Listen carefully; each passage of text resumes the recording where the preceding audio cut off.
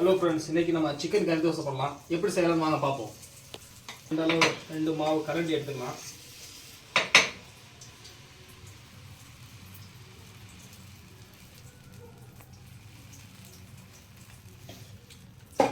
அதுக்கு நம்ம chicken gravy லைட்டாக மேலே போட்டுக்கலாம். கிரேவி போட்டாச்சு. நம்ம அது கூட சிக்கனை போட்டுக்கலாம்.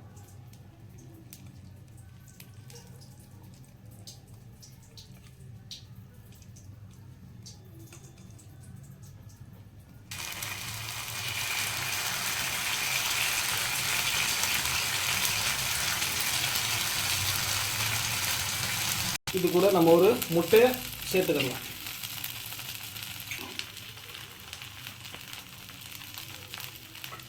அது கூட வெட்டி வச்சிருக்க சின்ன பெரிய வெங்காயத்தை லைட்டாக போட்டுக்கலாம். தோசையை திருப்பி போட்டுக்கலாம்.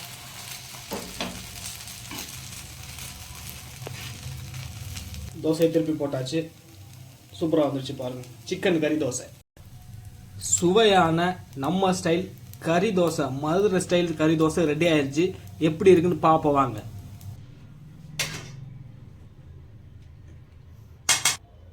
சிக்கன் கறி தோசை ரெடி ஆயிடுச்சு. எப்படி இருக்கு நீங்களே பாருங்க.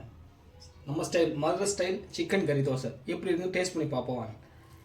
அது கூட கொஞ்சம் சிக்கன் கிரேவி வச்சு சாப்பிட்டு பார்ப்போம்.